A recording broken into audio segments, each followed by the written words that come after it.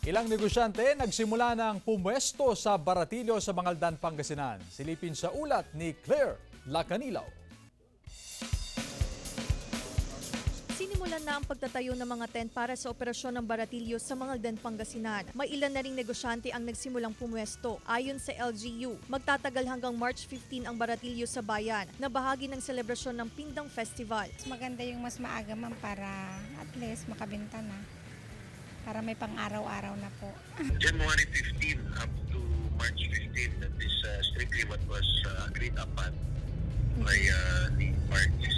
Hindi natin sa peace and order to the MTRG or POSO, pati sa RTPNP to see to it that all of this ng Baratillo hindi masagabal sa traffic, even sa ating mga pedestrians. Inilabas na ng lokal na pamahalaan ng iba't ibang aktibidad para sa Pindang Festival 2024. Kabilang narito ang Pindang Cook Fest sa March 6 at ang inaabangan na Kalutan, Tugtugan, Tansayawan at Dalan sa March 8. Handa na raw ang lokal na pamahalaan sa pagdiriwang. Pinaghahandaan na rin ng Public Order and Safety Office ang pagdagsa ng mga bisita. Magsisimula ang Pindang Festival 2024 sa February 14 at magtatagal hanggang March 11. So, inaasahan po natin ang pagdagsa ng ating mga bisita rito. And of course, hindi natin naiwasan ang ng mga traffic and siyempre yung ating mga produkto dito sa Mangaldan may i-showcase na naman natin gaya ng peanut brittle,